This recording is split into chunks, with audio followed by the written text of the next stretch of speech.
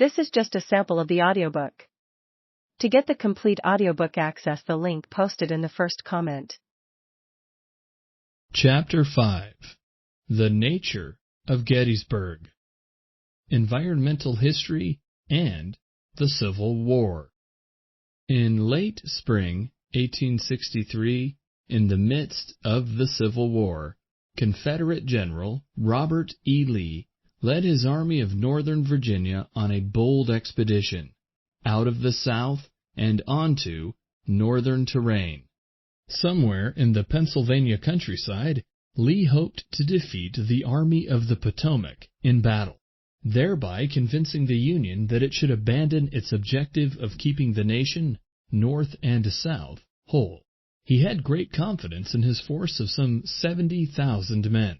Their morale, their fighting spirit, was high.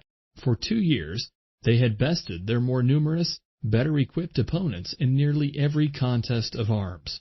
They adamantly believed in their cause, to preserve both slavery and liberty, and to defend self-government and the Confederate nation. Their resolve was remarkable, given their circumstances. Food shortage had shriveled the fat from their bodies, making them lean and gaunt. Diseases had swept through their ranks. Many had no shoes. For a sizable number, joining the army required them to neglect farms and families, and some believed that military service had become undemocratic, a rich man's war and a poor man's fight. No wonder, then, that a few became discouraged and deserted their comrades, but most did not. Tough, resilient men, they pressed on despite the hardships and the bitterness, following their officers along rough roads, across swift rivers, and through mountain passes. Pursuing them, searching for them, was the Army of the Potomac, under the generalship first of Joseph Hooker and then of George Gordon Meade. Their objective was to blunt Lee's offensive, turn him and his men back, and thus weaken, if not destroy, the Confederacy's dream of independence. They had a capable, if as yet unsuccessful army. Despite its defeats in Virginia, it was a numerically superior force of about 90,000 battle-hardened soldiers, and it had ample food, shoes, and other supplies. Like the rebels, the men who filled its ranks had powerful motivations for fighting, including the desire to destroy slavery, protect liberty, and ensure the survival of a single American republic. They had problems, to be sure. The setbacks in Virginia had been disheartening. Hooker's inept pursuit of Lee frustrated Abraham Lincoln, leading the president to place Meade in charge. The blood money that men could pay to defer a draft call or hire a substitute to take their place in the army sparked class resentment.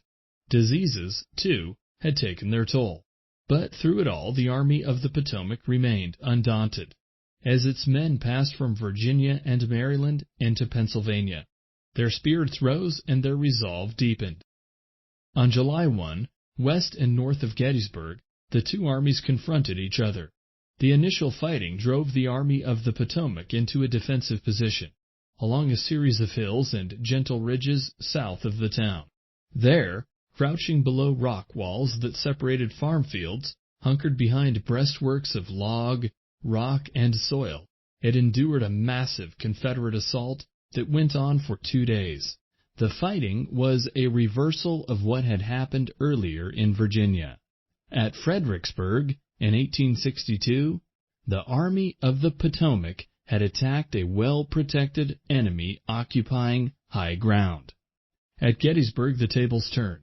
Now it was the Army of Northern Virginia that advanced uphill, exposed in the face of terrible fire from a foe that had the advantage of elevation and cover.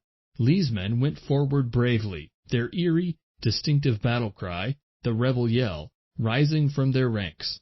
Several times they tried to divide, flank, encircle, and disperse the enemy. On July 3, Lee mobilized his forces in a final all-out charge against the center of the Union line. From then on, people remembered Gettysburg as the high tide of the Confederacy, the greatest and most important battle in the Civil War, and perhaps in American history.